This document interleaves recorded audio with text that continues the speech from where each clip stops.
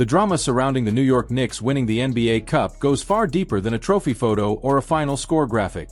If all you saw was the celebration, you missed the real transformation happening right in front of everyone. This was not a fluke run. This was not a hot shooting streak. And it definitely was not Jaylen Brunson dragging a limited roster across the finish line by sheer willpower. What this run revealed is something far more important and far more dangerous for the rest of the league. The Knicks have learned how to win differently. That single shift changes everything. A season ago, New York lived in a narrow box. The plan was simple and brutally obvious. Give Brunson the ball, clear out, and hope he solved the problem before the shot clock ran out. It worked often enough to keep them competitive, but it also made them predictable, slow, and fragile when defenses loaded up. The numbers told the story clearly. Brunson dominated the ball at historic levels, and while his brilliance kept them afloat, it also capped their ceiling. Too many possessions looked identical. Walk it up. Hand it to Brunson. Wait. Pray. This season, that identity is gone.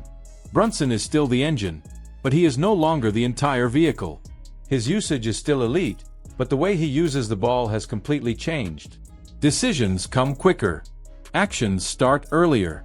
Defenses are forced to react instead of loading up. That 1 second shaved off his average touch time does not sound dramatic, but over the course of a game it completely reshapes the offense. It creates movement. It creates pressure. It creates life before panic ever sets in. The result is a version of Brunson that is somehow even more dangerous. More points, same efficiency, but with less strain and far more control over the flow of the game. Instead of forcing hero moments, he is picking his spots after the defense has already been bent out of shape. That alone makes the Knicks harder to guard than they have been in years. But this evolution only works because the trust is finally spread across the roster. Karl Anthony Towns is no longer being asked to carry a scoring load that stalls the offense. His role has shifted into something far more effective. He accelerates possessions. He ignites transition. His rebounding and hit-ahead passes punish teams before they can even get set. His shooting gravity pulls defenders out of the paint even when he never touches the ball. That spacing opens lanes for everyone else, and it allows New York to attack early without forcing shots. More importantly, Towns has become a connector. The ball does not stick. Reads come fast. Decisions are clean. That balance keeps the offense moving without turning it into chaos. It is controlled speed, and that distinction matters.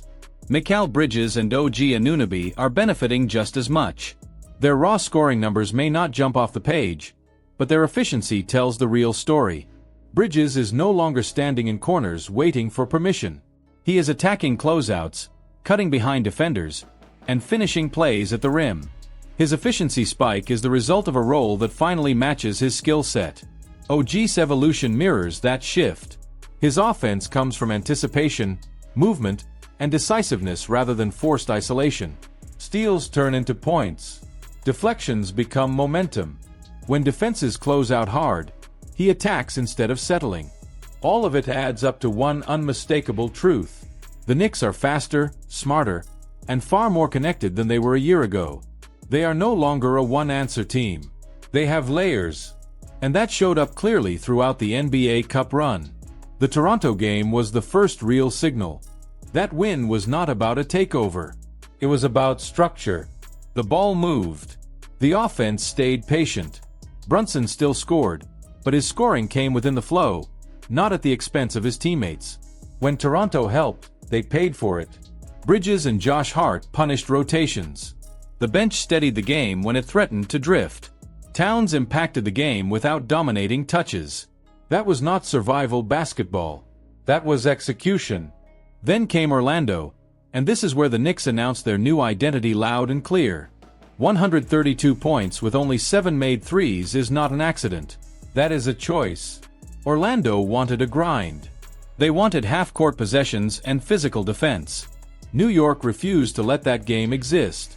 They attacked early, pushed relentlessly, and lived in the paint. They shot an absurd percentage on twos because they knew exactly where the advantage was and never drifted away from it. This is where Mike Brown's influence becomes undeniable. Pace is no longer random. It is intentional. The Knicks are not playing fast just to play fast. They are playing fast to expose matchups, to force rotations, and to keep defenses from ever settling in.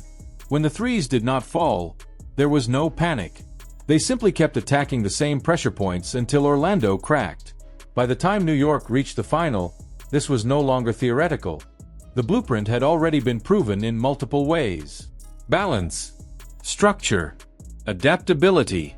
The only question left was how they would respond when the game turned ugly.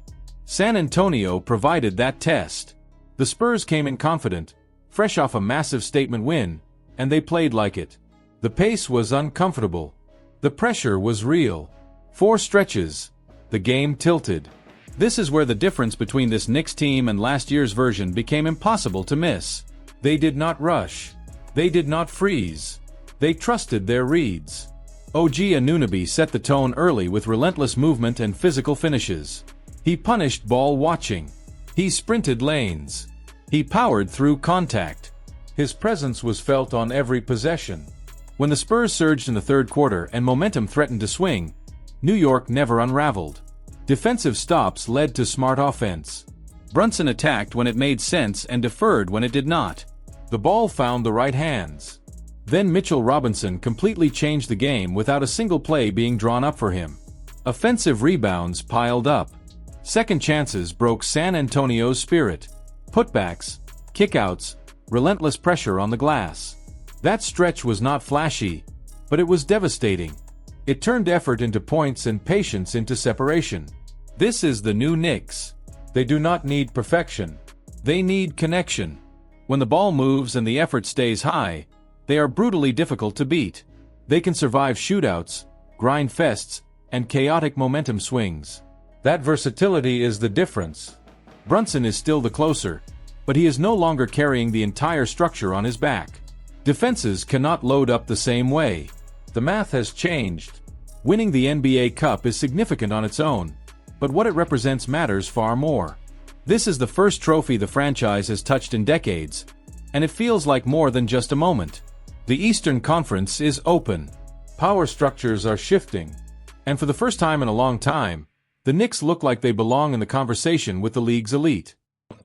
At the same time, this run also told us something important about San Antonio.